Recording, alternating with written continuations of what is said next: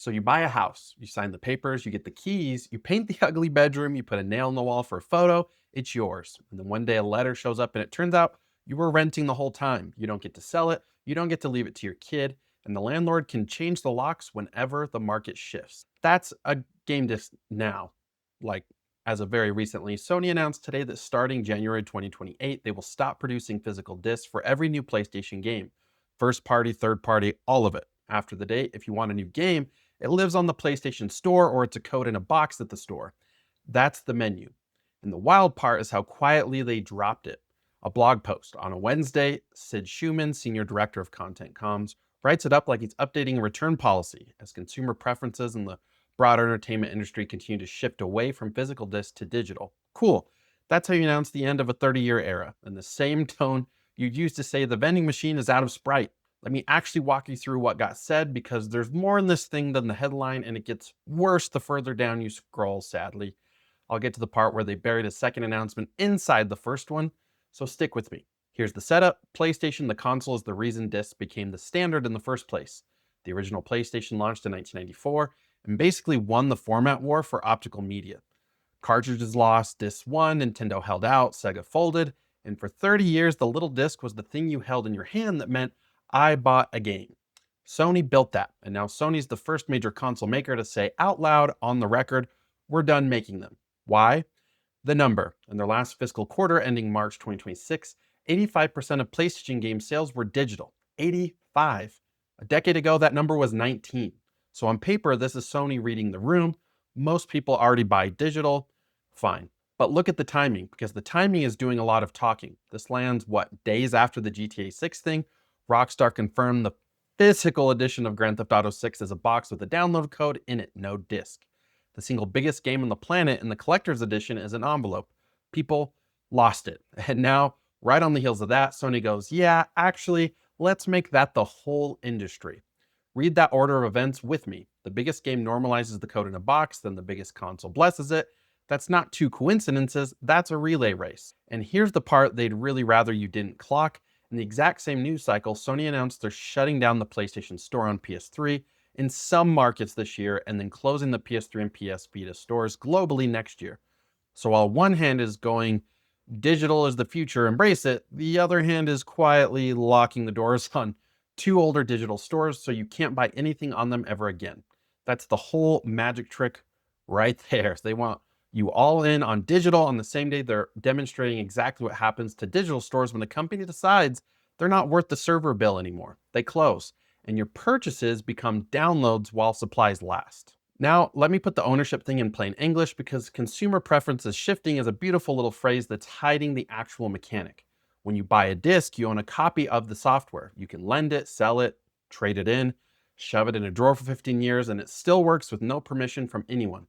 When you buy digital, you're buying a license, a revocable one. You're paying full retail price for the right to access a thing until the store, the server, or the account decides otherwise. Same $60, $70, fundamentally different thing you're walking away with. And a top comment on Sony's own announcement post already nailed it, paraphrasing here, we literally own nothing now but licenses. That's a random person in a comment section explaining the business model more honestly than the senior director of content communications managed to in the entire blog post. There's also a cost angle nobody at Sony is going to say into a microphone.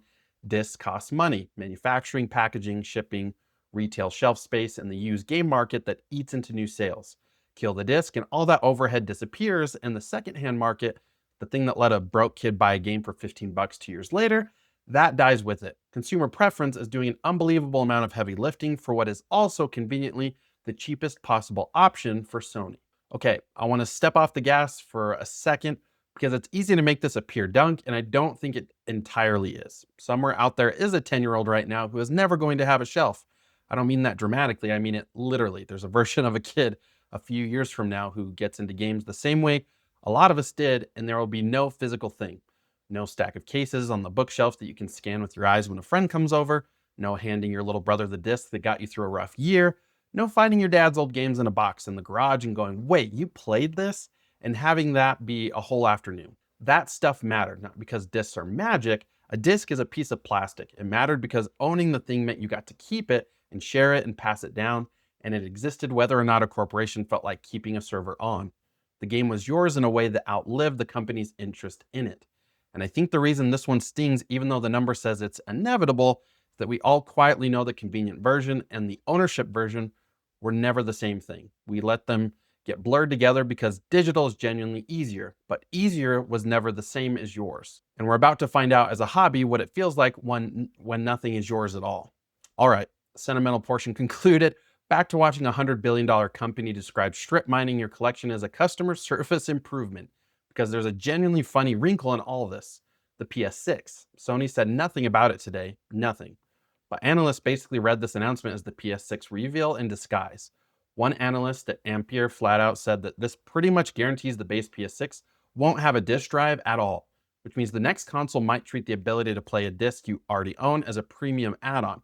Pay extra for the drive to play the games you bought that you already own on plastic that they're discontinuing. And the cherry, PlayStation is somehow doing this before Xbox. Microsoft, the company that tried to go all digital, always online back in 2013 and got booed so hard they reversed it in 3 weeks. Microsoft is now the one sitting back going, you first. Sony looked at that scar tissue and went, nah, we'll take the hit. So here's where I land. If you own physical games, actual discs, hold on to them, don't trade them in. The window where I bought this and it's mine forever is a normal, boring default thing you don't have to think about. That window is closing and it's got a date on it now, January 2028. Buy the games you love on disc while you still can, not as a protest, just as the last chance to own the thing instead of renting it.